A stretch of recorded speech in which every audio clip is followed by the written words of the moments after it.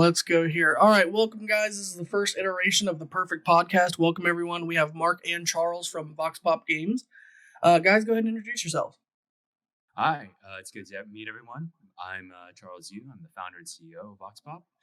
I've been an indie game developer for a while and actually studied game design in college. And that's how I realized that there are a lot of marketing difficulties, especially facing independent developers. And what I wanted to do was build a platform that would give developers the tools they need to actually get attention on their games. And we'll go over that more in detail a little later. Hi, everyone. My name is Mark Anthony Rodriguez. I am the co-founder and chief operating officer of VoxPop Games. And along with Charles, we are trying to change the dynamic of independent game distribution and development. I have a little over 15 years of interactive multimedia design, marketing, and just building of these vast, expansive game worlds and streaming platforms. So thanks again for the invite, Robert, and we are glad to be here. Hopefully we can get some cool dialogue going. Yeah, of course. Great introductions, guys. And I just wanted to touch on a couple things because, already I can tell you guys are super passionate about the indie marketplace. I don't think what you guys have done has ever truly been done before. It's kind of revolutionary to put it in terms of a peer-to-peer platform where indie is all word of mouth. I mean, that's what they build themselves on, and that's kind of what you guys are trying to go for. Right, yeah, exactly. So word of mouth prior to now is basically the only way indie games can survive. Because independent developers, they don't have the money to buy advertisements the same way that big publishers would. And because of that, it's very difficult to get exposure if you don't have an audience already. Every once in a while, you get a fluke hit because someone turns your game into a meme. But for every game that becomes a meme, obviously there are 1,000 of them that never get that kind of attention, right? Right. So we really wanted to try and see if we could come up with a system that would harness this power and give developers sort of a lever to push when it comes to trying to get the word out about their projects. Yeah, because you guys aren't just publisher or something like that where indie games can come to. You guys are building a platform from the ground up, something that hasn't been done. I mean, there are indie platforms out there, but nothing that quite builds on it like yours does. You're using different tools for streamers and people to share it through word of mouth, and they can get reimbursed for that, or they can get special incentives for that. So I think that's really interesting. Yes, exactly. There are a lot of platforms that are indie focused, but itch.io is probably the biggest example. But they lack many tools to protect the developers. Again, we'll get into that a little bit later if you want. But most importantly, they don't actually offer developers anything new other than a marketplace. We want to create not just a marketplace, but like a tool that, like you said, can help developers and streamers benefit. One thing that I'm sure you yourself are more than familiar with is that streamers can often have a lot of difficulty keeping the lights on. Everyone outside of the absolute biggest streaming channels has a lot of trouble monetizing their content. And because of that, even streamers who might be sympathetic to indie devs, even streamers who might love the games themselves, won't necessarily have the bandwidth to actually play those games and show it to their audience because they have to look out for themselves as well. There is a pressure to stream sort of this free-to-play or competitive content that tends to play well with audiences. And because of that, the kind of streamers who are able and willing to stream independent games are quite small. And that's one of the things we wanted to do with this platform. It's just make it more possible for streamers to engage with independent developers and be able to take their fair share and keep their own lights on. Yeah, and one thing you guys say often, just supporting the little guy, every voice matters. That resonates with me because that's all it is. I mean, gaming and game development itself has kind of come to this time and age where it's anybody, if they truly have the passion, they can go for it. But not everybody has the tools or the know how to get it to where they want to, or become the next, maker of Undertale or whatever. So it's really nice to have, guys like you who are so interested and passionate already in the community, helping people out, helping the small person out. Yeah, and I just wanted to, quickly touch up on Mark. You said your experience, you had over 15 years of experience dealing with big game companies, AAA, Rockstar, all that stuff. Can you talk about that for a little bit? Yeah. Well, I bring that to, I guess that's my skin in the game with VoxPop, and trying to make sure that we don't fall under some of the pitfalls that a lot of the AAA developers have to adhere to because of their market share. I mean, we're dealing with culturally, culturally shifting and influential pieces of art with GTA and Street Fighter and all these games that I worked on for the past couple of years, and even with streaming media. Um, uh, you're changing the game. There's like a whole new streaming wars with like Netflix and Disney Plus and HBO Max now. So right. I'm bringing my sort of background is I've always been an indie kid at heart. I've always loved 2D art games. My favorite game, if anyone that knows me and has heard any of the podcasts, is Super Punch Out for the Super Nintendo.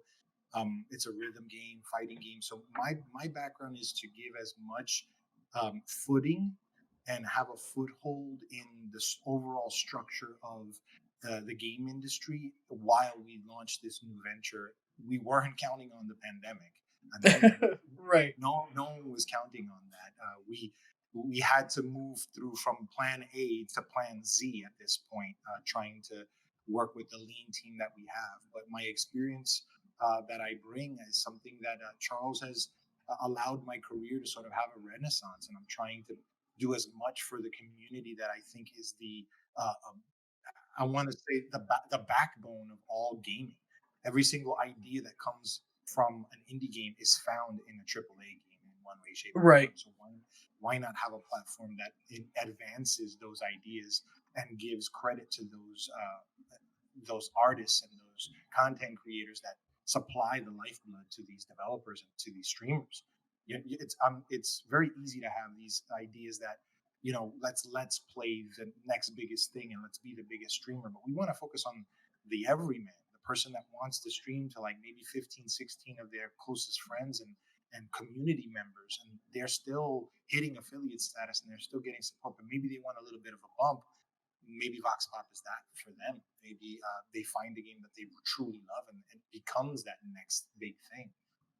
We're not trying to count for virality in our hits in our games. We're just trying to make sure the art is recognized in a different way on a different platform. That's great stuff, guys. Yeah, I mean, I can definitely tell you're not trying to be Steam. You're not trying to replace those AAA places. You're trying to build.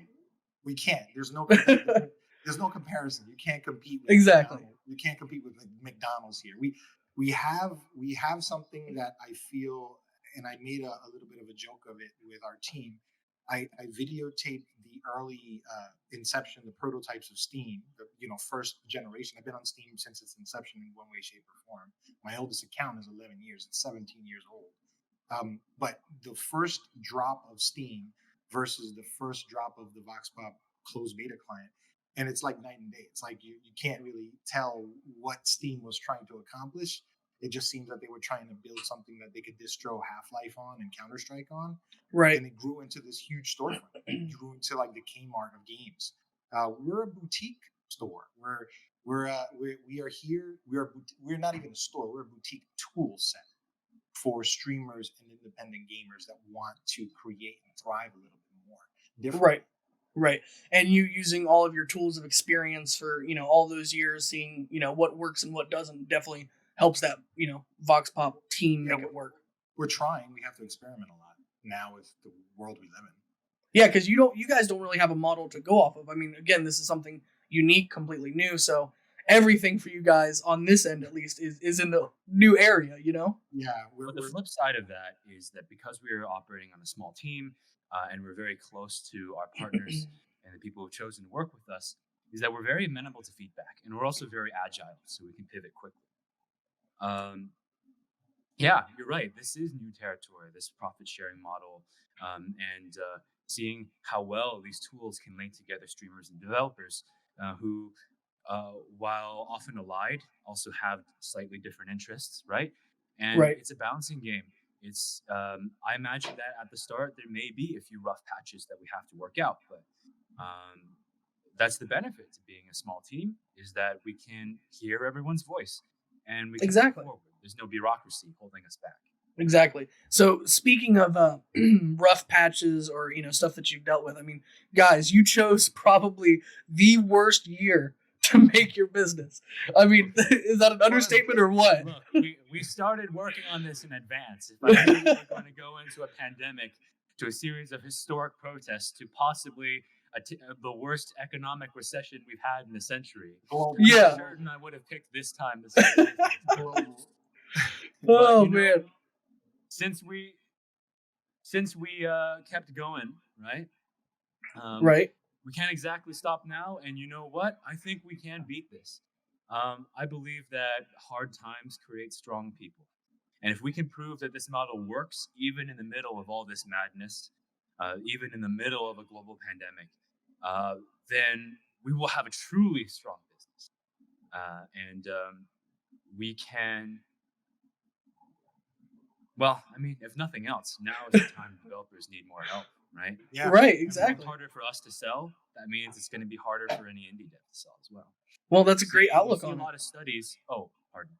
No, go ahead. Go ahead. A lot of studies have talked about how spending on video games goes up during times of crisis. But what we saw during the housing crisis, and I think what we're beginning to see now, I'll need to double check the data again after this, but is that spending went up on AAA games, but not on indie games.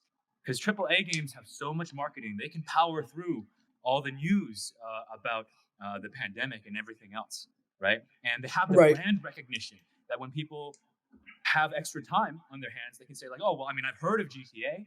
I never had the time to play GTA in the past, but now's the time to pick up GTA, right? Exactly. Now that I got time. On two other console. Exactly.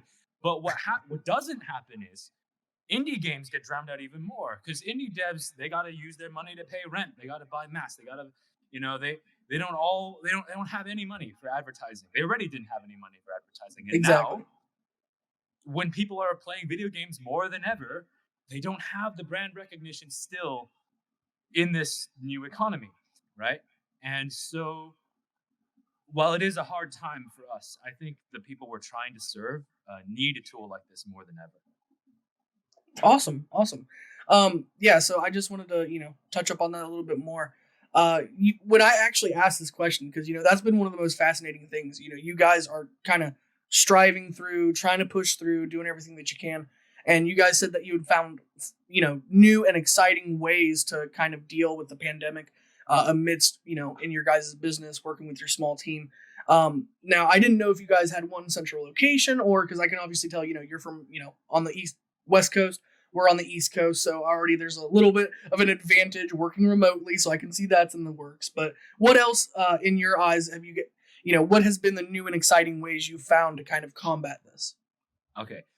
Well, so first things first, we do have a central location. It's Brooklyn, New York. Yeah. I am currently in San Diego. I went to Southern California right during the start of the pandemic, and I sort of got stranded here. It's hard to justify flying back to New York, gotcha, given all the news that's happening currently. But the team is based in Brooklyn. Correct. Okay.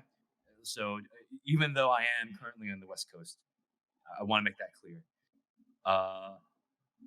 As for exciting ways we found to combat this, see, the truth is, we were already mostly working remotely, even though we were all both based in Brooklyn. Since all of our job is digital, it's a little difficult to justify the expenditure of having an office in the middle of New York. Right. In Brooklyn. Yeah. Right. Not to mention that because we are so lean, we have to try and keep costs down until we can reach a point where we are profitable and sustainable. But actually, because of that, we suffered a little less from the direct impact of the pandemic. The biggest struggle with us when it comes to the pandemic comes twofold. One is in terms of the services that we rely on. So small startups usually don't have the resources to do everything themselves. They have to rely on bigger businesses that sort of like middlemen that contract out these services, right? A good example of that is AWS, right? We don't have the money to set up our own dedicated servers, but what we can do instead is we can buy some cloud computing services, right? Another good example of that might be payment processing, right? Using something like PayPal or Stripe is more efficient than trying to set up a direct credit line and then dealing with all the legal hassle necessary to process this money, right? And what we found is that as soon as the pandemic hit, all of these services got slowed. Support for these services got slowed, and we just started hitting problem after problem that we couldn't solve right away. Another way that the pandemic hit us is promotion on social media. Mark could probably tell you more about this. But yeah, so especially at the start, but even now, current events sort of drown out a lot of the other talking points on social media. And because of that, it's very difficult to draw attention. And even with certain social movements, right? So, for example, with the Black Lives Matter movement, it's impossible to use that for marketing in a way that doesn't make you look like a colossal douche. Right. That's the last thing you want to do is like make a post like we stand in solidarity. Police brutality is horrifying. Black Lives Matter. By the way, buy our merch. Right? Like no. Right. Nobody wants to hear that. Which has been happening, and it's hard. It's very, very difficult to want to even think that that's a possibility for it. That's something that we were adamantly against. Now, please don't misunderstand me. Right? I'm not at all trying to denigrate any of these causes. I am not at all saying that you shouldn't be paying attention to the pandemic or to civil rights or to any of these other issues that are causing protests in other countries, like pro-democracy protests in Hong Kong, for example. Right? I'm not saying that you shouldn't pay attention to those things, and I'm not decrying the fact that people are speaking up about them. But it is making life harder for us trying to survive in this time. You know what I'm saying? Those are the kind of difficulties that we faced. So we've had to do a lot of adaptation. We've had to try and reach out to people directly. We have had to try to become more self-reliant in terms of our back end and build more stuff ourselves. But while that hurts in the short term, that's exactly why I say in the long term, if we can survive this pandemic, we will be stronger than ever. Great words. That's great, man. I mean, I just love what you guys are doing. I can't remember exactly when I found you guys. I found you probably at the beginning, somewhere around March or something like that. And just following your guys' story has been great. That was right before so you were probably around during when we were doing the whole 420 promotion announcement, and then that was the actual climax of the whole New York pandemic, and then all of our, like Charles mentioned, all the back end services. Speaking, it was rough. It was rough. So we pivoted along. The main thing that I told Charles is this is going to build the thickest skin possible for any sort of additional things that come toward us in a negative space. We're trying. Oh, definitely. Oh, sorry. Yeah. No, go ahead, Charles. Go. In the days leading up to the 420 launch date, we had a glitch with our SSL certificate that we couldn't get resolved. We had zero communication with our provider, and without an SSL certificate, we couldn't use Stripe. We tried to get Stripe support on this, and that didn't work. So we tried to pivot to another thing. So we tried to pivot first to PayPal, and when that didn't work, we tried to pivot to Square, and there was just no support anywhere, and we couldn't get this SSL issue resolved.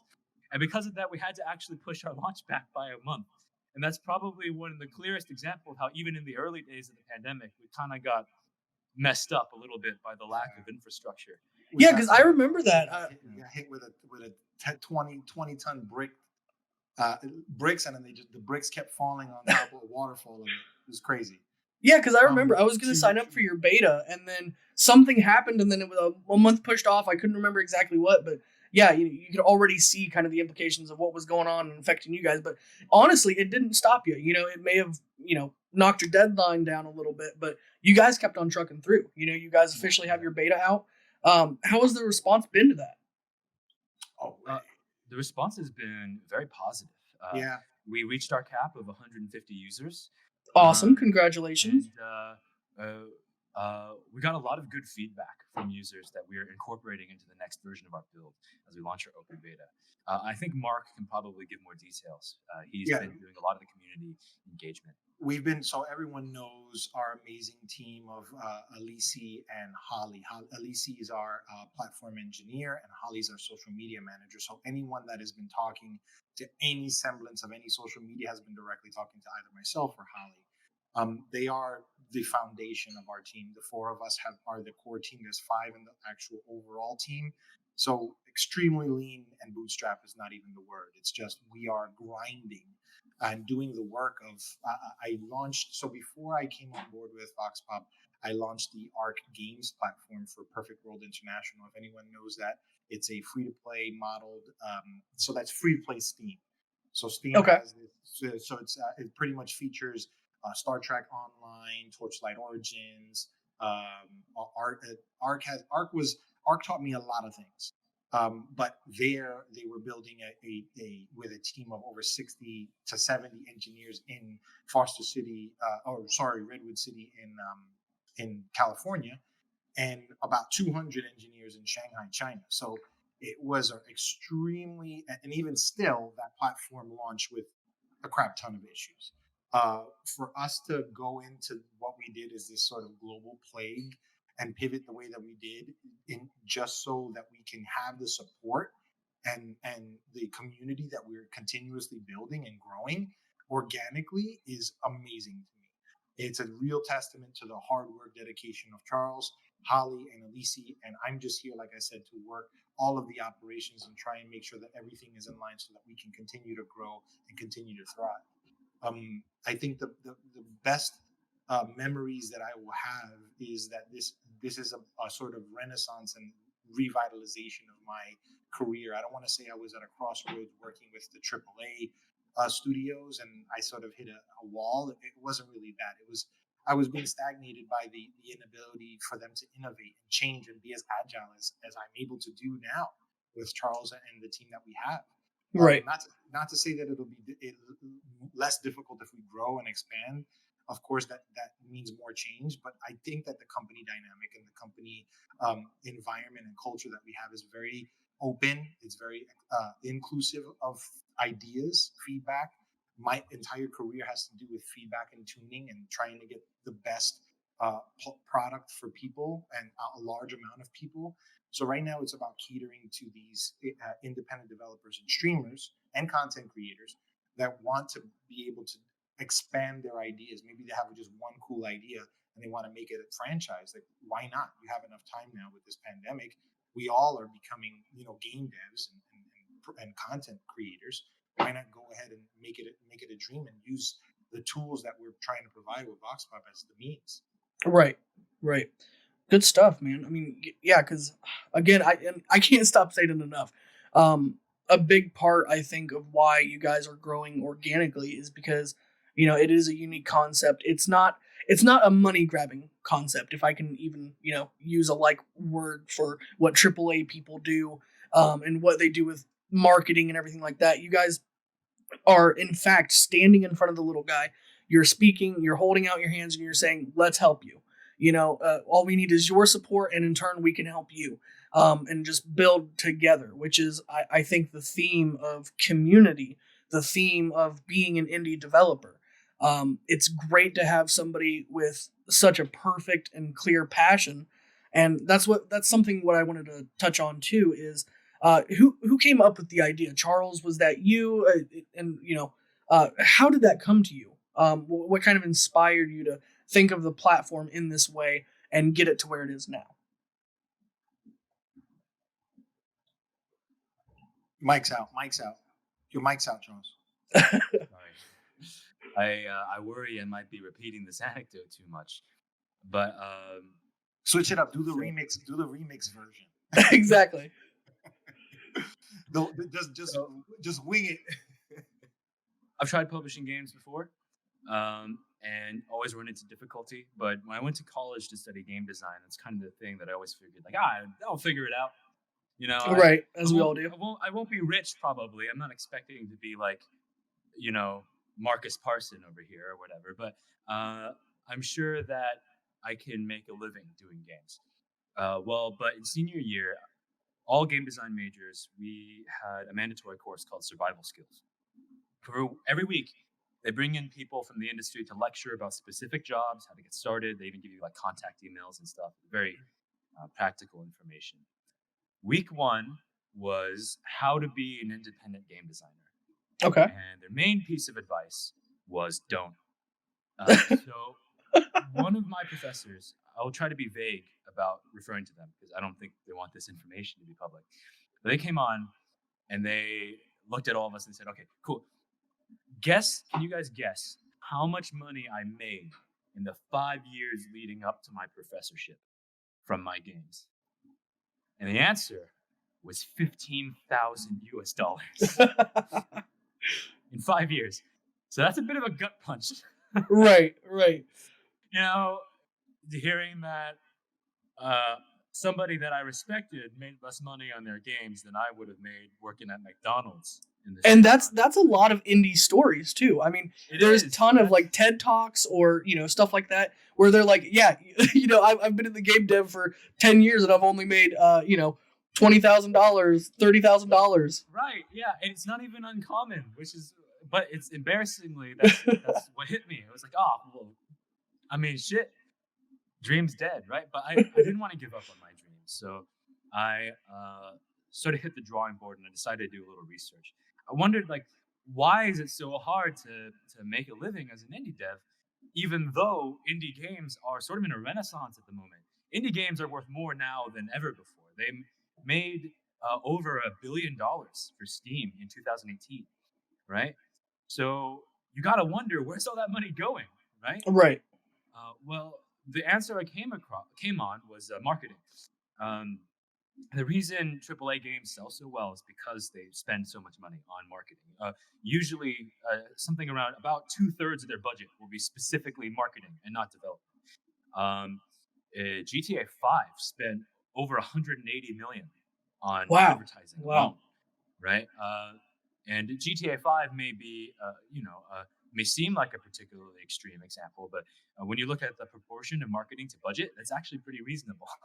Right. And then it paid off because it's probably one of the most owned games out there. You know what I mean? It did pay off. Every console. But you're jumping 3 console generations too. So I know the man behind the curtain, and I know what the reason. Okay. Let me clarify. It was $180 million back in 2017 when I did this original research. Exactly. Yeah.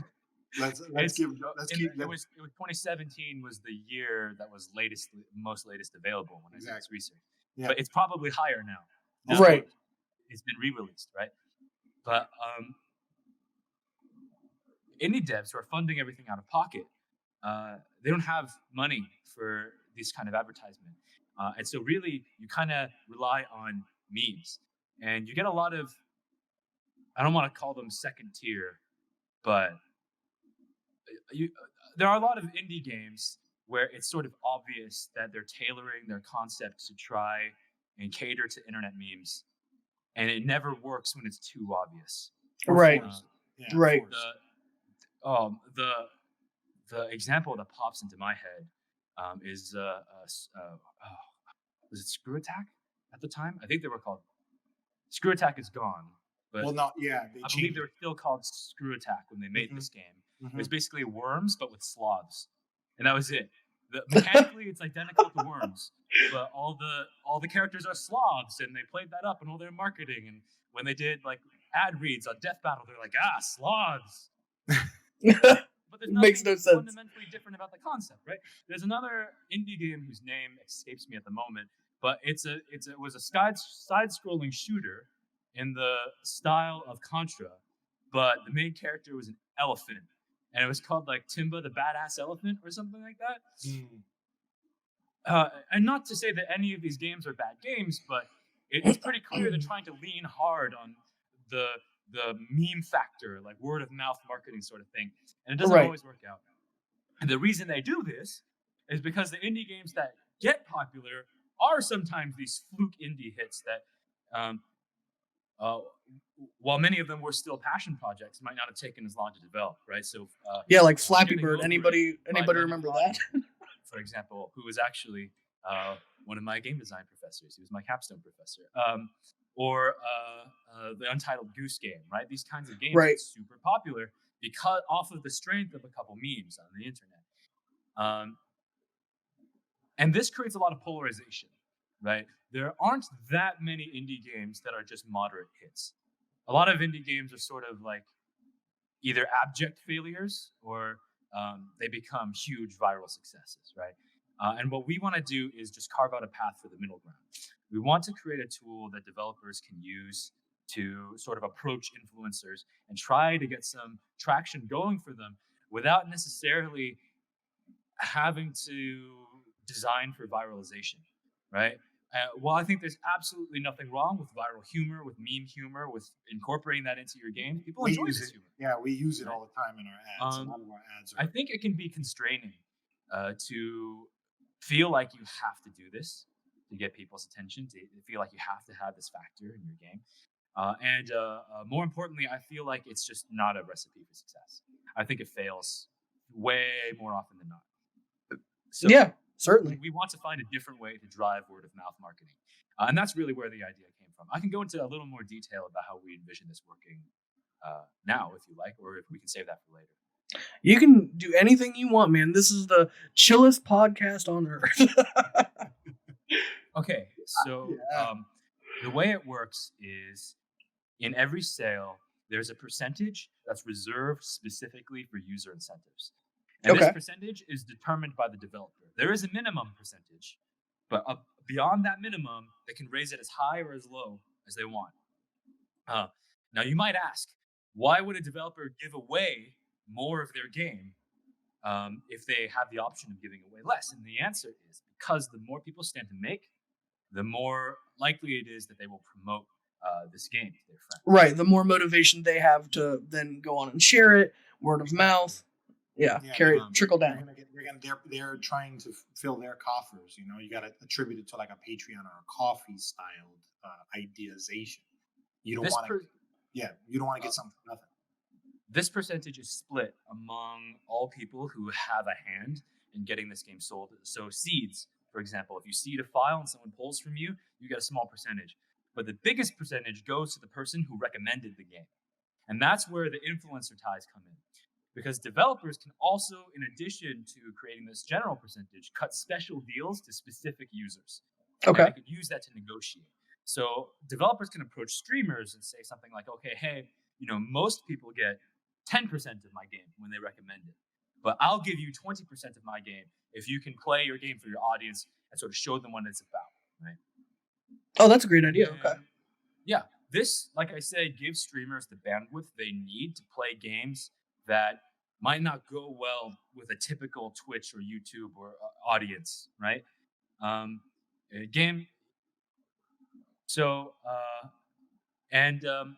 I envisioned this sort of as like almost a Patreon or Ko-fi type deal, like a support me sort of thing, where streamers can say to their audience, if you want to support me instead of buying me a coffee, you know, if you don't want to do that, another option you have, buy this game that I just showcased for you.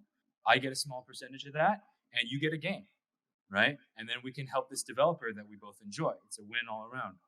Best case scenario and best example of this being put into use right now is what you did yourself with your Perfect Storm Discord and playing Frog X Bird. Frog X Bird was a game that I personally have personal investment in because I work with that team to build that game from the ground up. They have 4 games on Steam, and they've had them up for 7 years, and they haven't done anything with them on Steam. They're just now working with VoxPop, working with streamers, working with content creators to get the word out are getting more recognition than they've ever gotten just having their game on Steam for 7 years. So the realization of that for a lot of these developers that had gone on is only going to benefit us more, and that's why I think the community is so strong. Sorry, I didn't want to cut you off, Charles. I just wanted to address that that's really happening now with the client in real world terms. And of course, we do our best to promote all the games that are partnered to us. We do our best to promote all the streamers who are partnered to us. A number of streamers reached affiliate status. Awesome. Partnering with us, for example. But that by itself was never intended to be our guarantee of success. Does that make sense? The goal was always to create a situation where we can sort of create a directory of developers and streamers, give them the tools they need to negotiate these kinds of deals with each other, and then give them the ability to just use a system that they can trust. So that's great. Example, that's great. Right? If I wanted to cut this kind of deal with a streamer previously, right? If I went up to a streamer and say, "Hey, man, if you help me promote my game, I'll give you 30% of the game," or something like that. The streamer would have to trust that I'm honest, that I'm not going to rip them off, that I will give them their fair share. And then meanwhile, I will have to acquire the accounting skill and the metrics necessary to figure out how much I actually owe them. And I have to cut them that check, right? And really, we want to just create a system to automate all that. Right. Yeah, so why focus on that when you have to focus on the game? You know, like you're going to focus on trying to support this streamer's endeavor, and your game is going to be faulty because maybe you're the only dev on it. Maybe you're the main dev on it. And you're over here like, okay, I'm the founder of this little studio. I'm building this thing from scratch. I have 2 other people with me. And now I have to work with this streamer to publicize my game and then pay them out in a specific way. Like it's so weird. I think that's where VoxPop really fills that gap. Yeah, perfect. Perfect. Oh. No, go ahead, Charles. All you. One last thing about the usage part is what we're also building right now in the directory is so that influencers, we're mainly focusing on streamers, of course, but theoretically, any kind of influencer could also do these kinds of recommendations. Obviously, with streamers, it carries much more credibility than like a blogger or something, but theoretically, anyone can do it, right? One of the things we're working on is the ability to externally link your profile. So anybody can just go to your profile, see a list of the games you recommend, and so there's no need to enter any specific alphanumeric codes or time gate certain promotions or whatever. That way, your viewers can always see sort of a list of your favorite games, right, and what you recommend to them very easily. So talking about all the percentages, I'm really glad we dove into this, whatever the proper method is. Exactly. So one quote I wanted to mention from your guys' website, get a friend on board and you'll receive a percentage of every dollar they spend from now until forever. Now, I wanted to know, is that already in effect? Does that break down, how does that break down? Does it take from the devs, or is it already kind of in there in the cards? How would that, certain aspect work? Okay, so first of all, it is actually not in effect yet. Okay. Because our closed beta was capped, and because we were still building out some of the metrics that we had. There was actually no user recommendation feature yet. So the whole getting the friend on board, that will go live probably with our open beta. Yeah. Okay. However, second of all, it's part of the percentage that the developer reserves for user incentives, but it's the smallest part. And, okay. I'm sorry to just throw a bunch of numbers your way. But, hey, that's why we're here. We love numbers. crunch those numbers. So basically, if we take the amount that developers have reserved to pay out to users, then we would say something like 5% of that would go to whoever got the purchaser on board. If somebody got that purchaser on board, then 5% of that 5% would go to them, and so on and so forth until we got to a cent or less, right? Okay.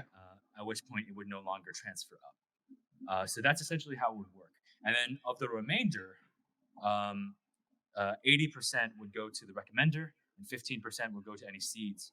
If any of these don't apply, then the remainder would go to the recommender if there is one, or to the developer if there is no recommender. Are you following me so far? I'm following you. Okay. Yeah. So once more for the viewers, just in case. Yes. 5% goes to the person who got the purchaser on board, and 15% goes to the people who are seeding the file.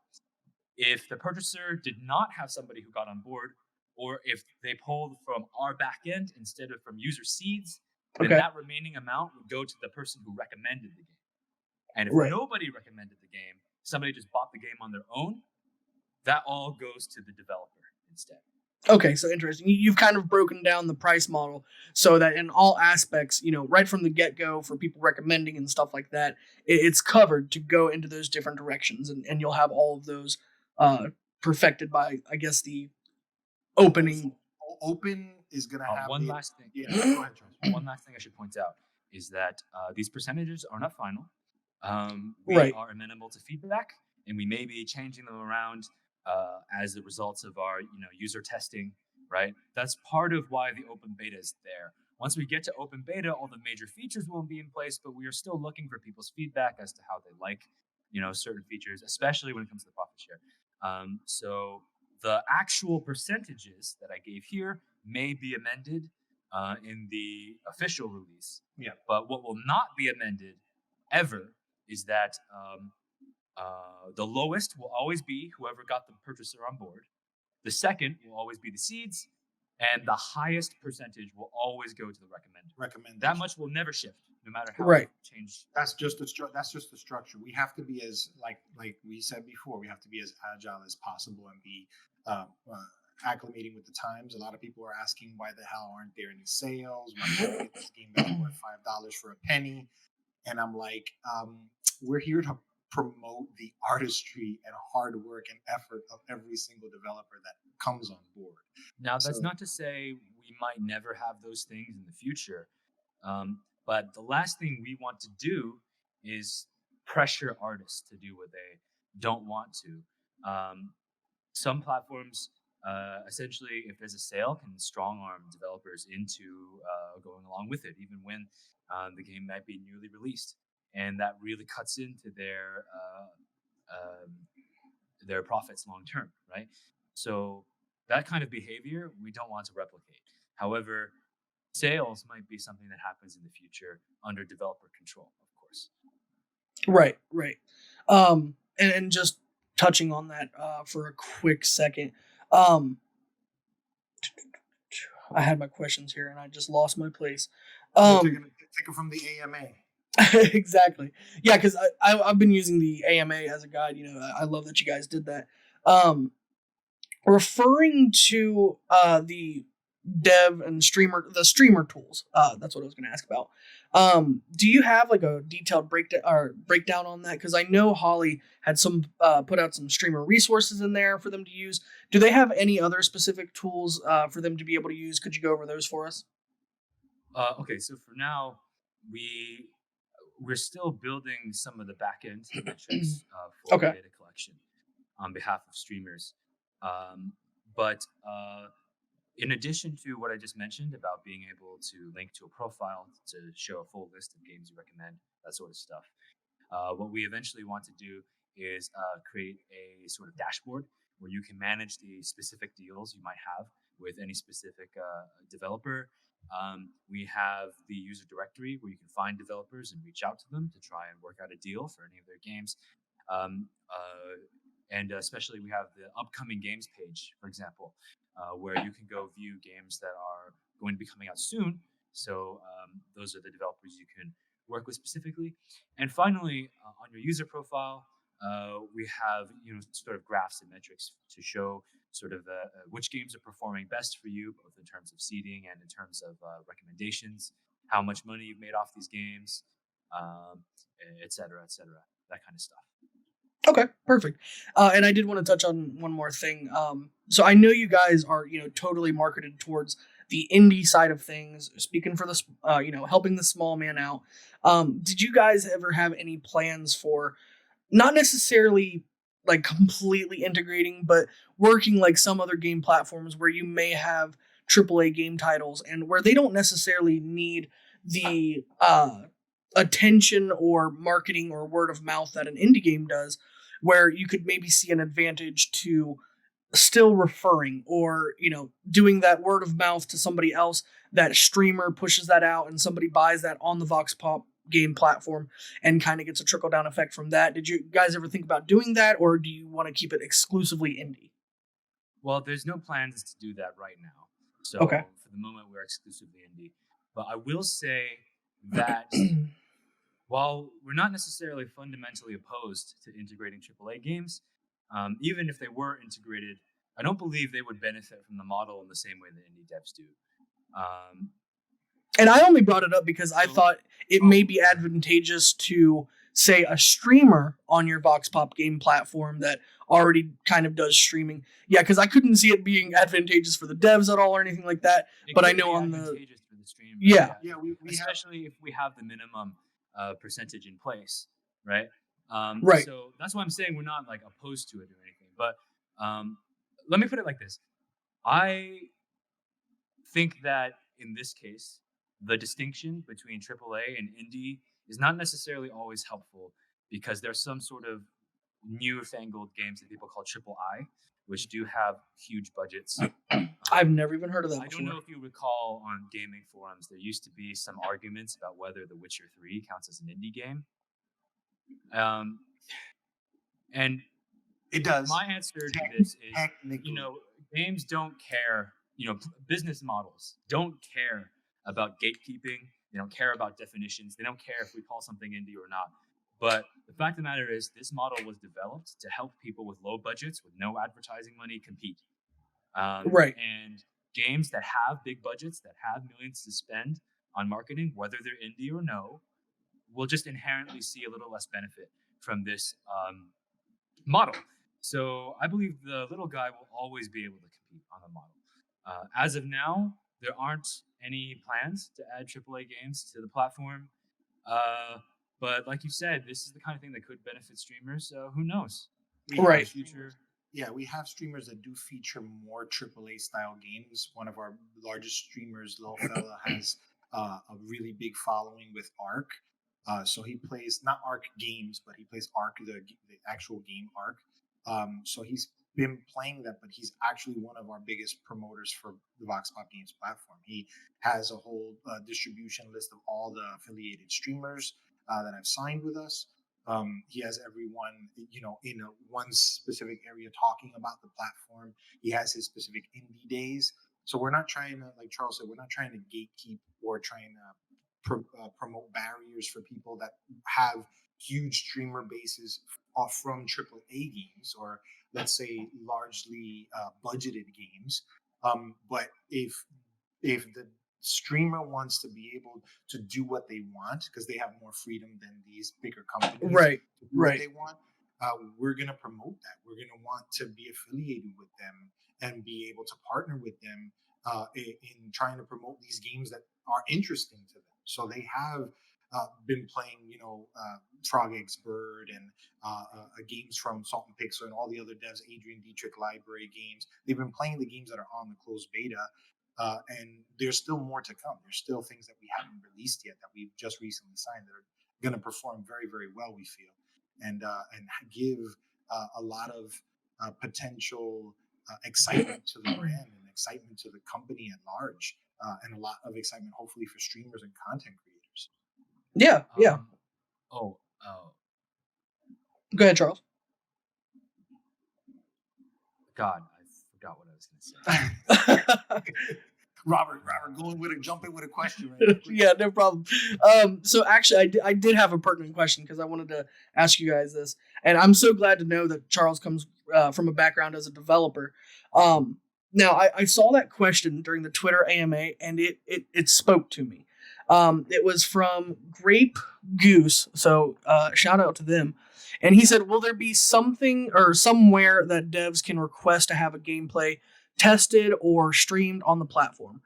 It would be easier for us to schedule our streams and recordings, stuff like that. Delving into the first part of that, I think that would be a great implementation. Just a feature where, maybe they can partner with a certain streamer that they choose, or a streamer can find a game that they like to show off. But certainly an area or stream, where they can actually show off and just give feedback on a development of a game that may make it to the VoxPop Games platform. What do you think about that? Yeah, that's exactly. We do want something like that.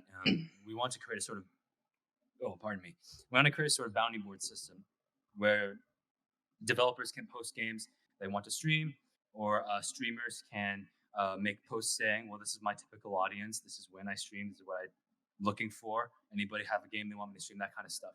Make it easier to find partnerships. And certainly expand it for testing as well. Unfortunately, that's not going to be in the open beta. It's just not in scope for us at the moment. Right. Starting off small, we get it. You guys are growing. It's in practice in the Discord.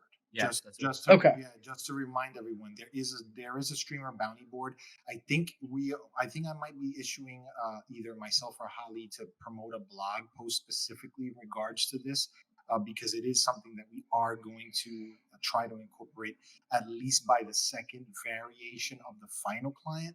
So we'll have final hopefully by end of this summer, and then probably sometime in the late fall, approaching winter, we'll have the more advanced. We spoke about it in previous podcasts. We'll have exclusive content, exclusive games, working on the micro investment engine, and working on the streamer bounty board stuff. So that's the next phase 2 of final. So we have all that in the pipeline. Okay. Like Mark said, for now, if anybody needs that kind of stuff, they can come to our Discord. I said one of the strengths of a small team is that we can pivot quickly and we're very agile, but one of the weaknesses is lack of manpower. So we got a laundry list of stuff that we want, but we just can't do quite yet. And at least he's pulling the work of, like, I want to say 15, 16 devs, one person. And without him, he's the backbone. Holly is the brains. Charles is the heart. And I'm just the skin trying to keep it all in together and keep it moving. Yeah, mad respect to everybody at the VoxPop team, that has been keeping it together during this rough year, during everything that you guys have done. Because, I wanted to touch on that only because I thought it would be a great idea, to have almost like a different section of VoxPop when they log onto that platform. Yeah, and they can see. You heard it here first. Okay. Yeah, I can just see like a little VoxPop alpha section or something where you can try exclusive pre-release games, alpha builds, stuff like that. That would be awesome. Actually, that is kind of what we wanted for the upcoming games page as well. That's make it visible to streamers and influencers who might want to test these kinds of games. Yeah. Go ahead, Charles. I remembered my thought from earlier. Okay. Which is one of the biggest mistakes, I think, for businesses is they lose sight of their actual mission, and they try so hard to tackle everything simultaneously that they end up satisfying no one and grabbing no one, and they fail. So while I did want to repeat, we're not fundamentally opposed to having AAA games on the platform someday. That's not what we're kitted out for right now. That's not the people whose interests we really care about right now. That's not the people we're really building for right now. We are indie focused first and foremost, and we'll see in the future, of course. Yeah. So one last question that I had written down and prepared. Since the official beta launch that you guys have done, can you confirm any negative elements that have introduced themselves since launch? Anything that didn't go as planned, maybe needs to be fixed for the future? Because I think I want to notice one thing, maybe that maybe the download analytics weren't working right, because I would see some that had 0 downloads and I downloaded them, and I don't know if it kept necessarily the number wise, or can you go into the depth on that? We have bugs. Okay. Bugs everywhere, huh? Next client. That is why it is closed. Yep. You just unveiled the man behind the curtain, bro. No. Hey, I'm working towards it, man. I'm gonna reveal you. Tough place because I want to be honest, but I also don't want to make us look bad.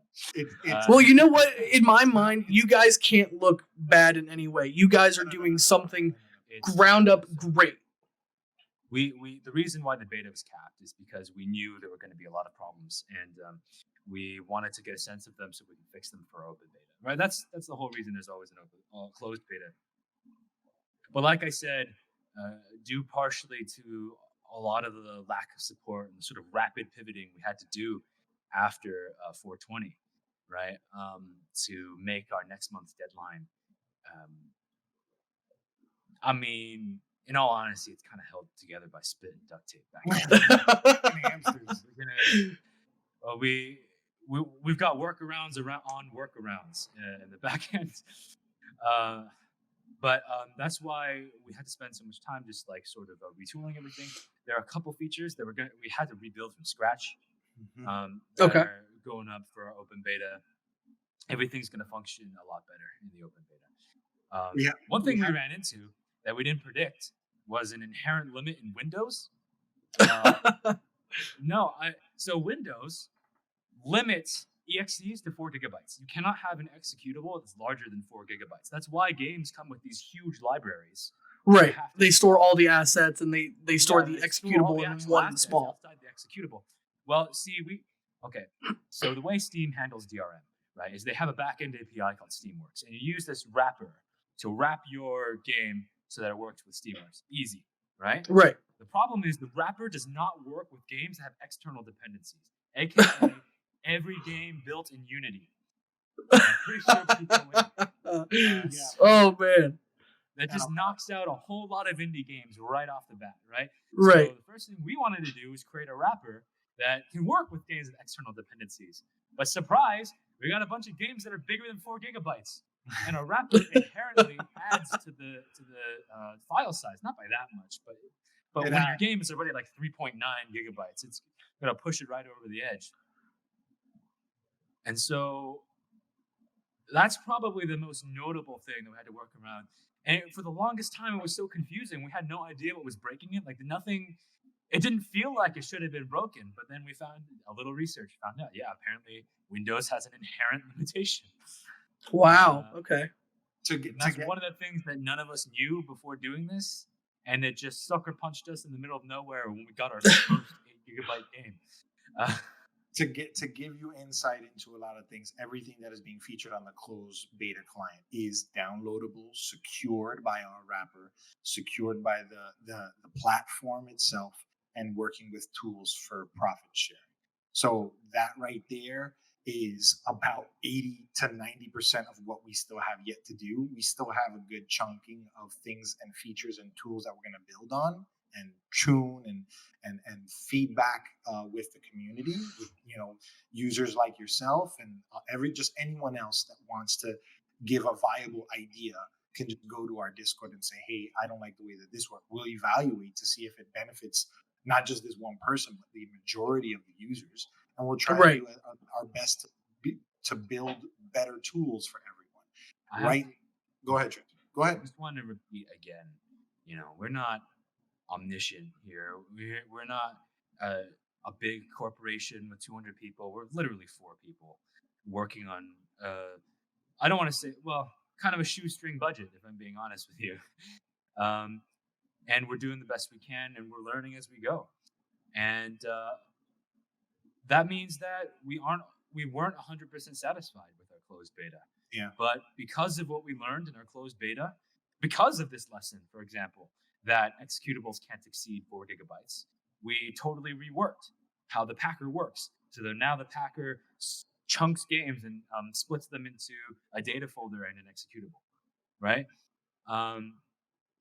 Because of these lessons that we learned, we're going to have a platform that's much stronger than ever before. And that's exactly why closed betas are necessary. That's exactly why. To be made. That's not why we're not calling it our, final release, Gold Master, whatever, what have you. Yeah. Right.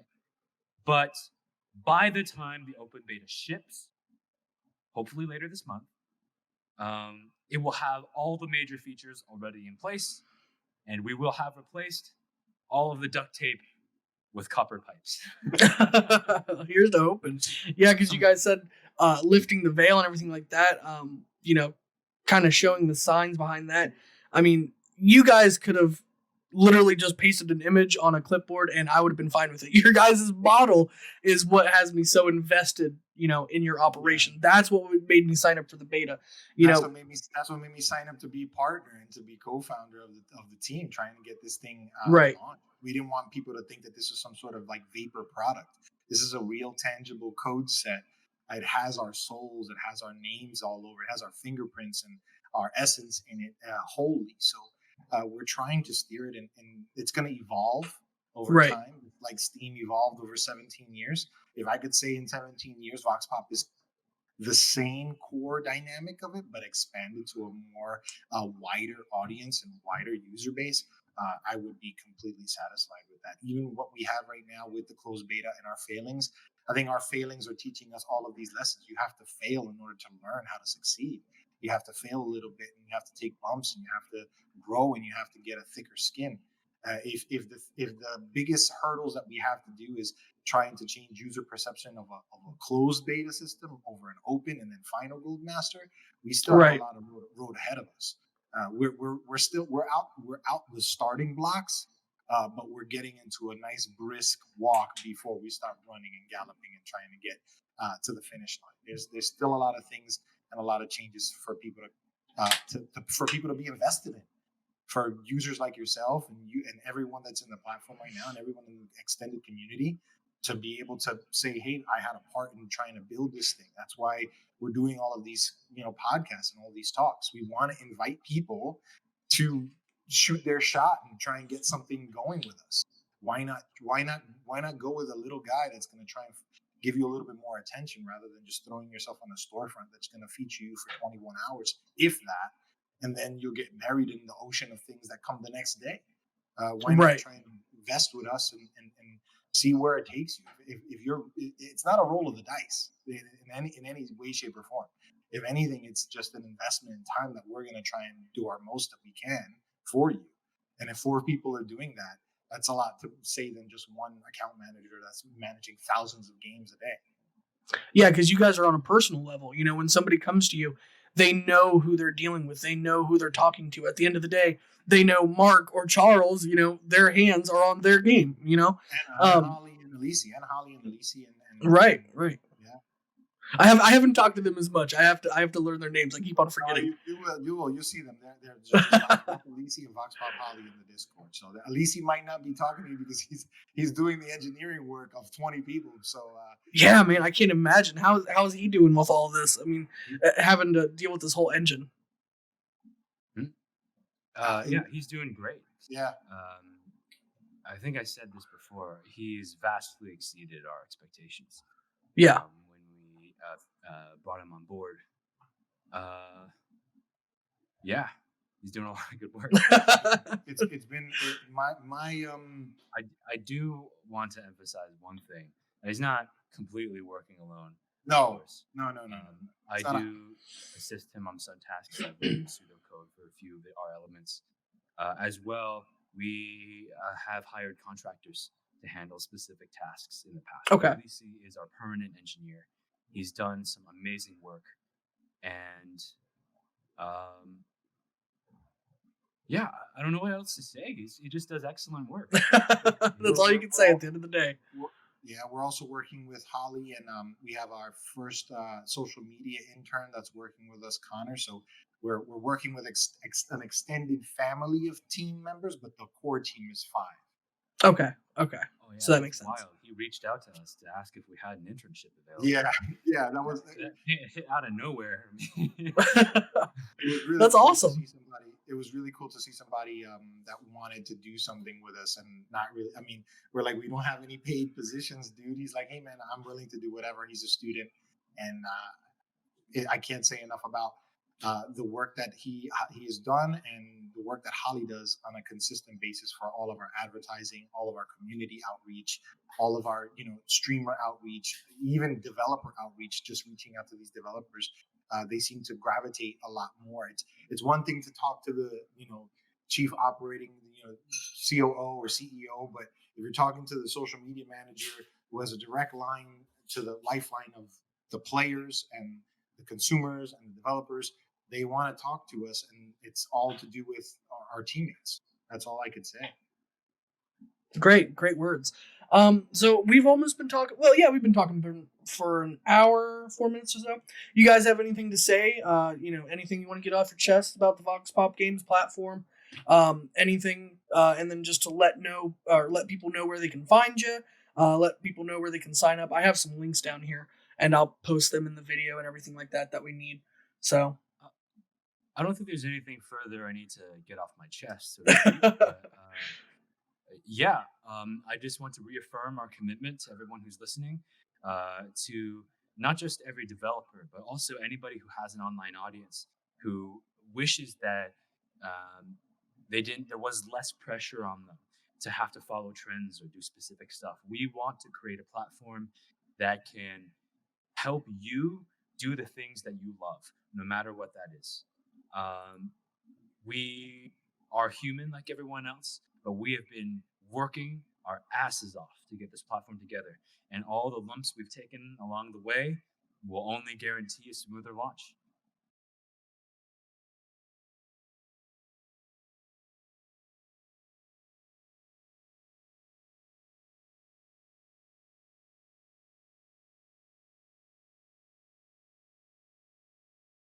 Fewer unforeseen circumstances at the moment, but we want to be extra careful this time. Make sense? Right. The last thing we want to do is look like fools again. So we are trying to be a little more careful about how we announce our open beta, but it is coming very soon. Perfect. And I really don't think you guys need to ever worry about looking like fools or anything. I mean, this is what the startup period is for. This is, you're getting all your ducks in a row. You're launching your closed beta. And I think it's going well. I think everything works well on my end. Like I said, some of the analytics could use a little work, but that in the long run, compared to the actual working model that you guys have got going on, it's by the wayside. It's by the wayside in my mind. No, I just wanted to say honestly, thank you so very, very much, Robert, for this opportunity to chat and for giving us your time and your bandwidth to discuss everything that you were interested in and continue to hopefully support us in this really awesome endeavor, man. I really do appreciate it. Hopefully we'll see some. I know you have your big your Discord server with all of your artists and your content creators and your game devs. Hopefully we see some games from the Perfect Storm server on the VoxPop Games platform sometime soon. I would love for that. Yeah, maybe sneak peek into things. yeah. It's honestly, yeah. If there's ever a way to cross promo, or if you want to run, I know we were trying to run early before we did our closed beta launch. We were trying to run like a game jam for people that might, I guess the winner would be featured after getting feedback and after getting a fully encompassed game on the platform. Maybe that's something that we do after our open beta launches going into the final. And hopefully we see more great things coming from all of us. I really do appreciate the time, Ron. Thank you so much, guys. Thank you. So if you guys like this podcast, you can always check them out over on signup.voxpopgames.net. That's where you can sign up for those betas and everything like that. I'll go ahead and plug in their socials into the video down below so you can see them and find them and follow them on social media. If you want to take part in the game jams that they were talking about, you can link to the Discord down below. We host game jams monthly. That's right, monthly game jams. Wow. Yeah. And we do prizes sometimes, so that's something, might ought to look into. But thanks for everybody joining us today, listening in. It's been a chill podcast and a nice time, right, guys? Yes, thank you. Sorry for the mishap. No issues, man. It wouldn't be a perfect podcast if there wasn't at least one issue.